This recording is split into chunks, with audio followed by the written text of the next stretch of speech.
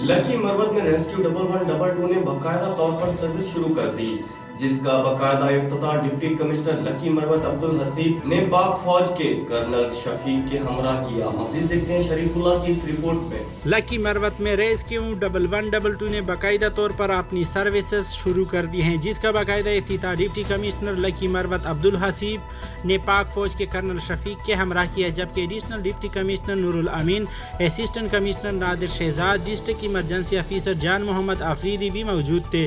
Deputy commissioner ने इस मौके पर इदारे के मुख्तलिफ शोबों और रेस्क्यू गाड़ियों का मायना किया और district emergency officer Jan Mohammad ने इन्हें अपनी सर्विसेज और दीगर शोबों से मुतल्लिक तफसीली ब्रीफिंग दी। इस मौके पर मीडिया से गुफ्तगू करते हुए डिप्टी कमिश्नर का कहना था कि आज लकी मरवत के अवाम के लिए बहुत अच्छा दिन है, क्योंकि कुदरती आफात से निमटने और किसी भी इमरजेंसी की सूरत में ज़िले के अवाम को फौरी और हर मुमकिन इमदाद की फरहमी मुमकिन हो सकेगी।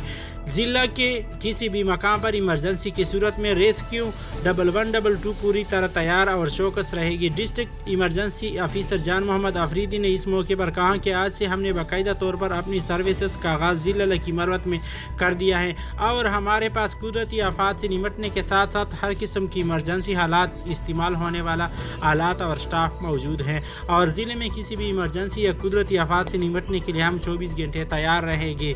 जी।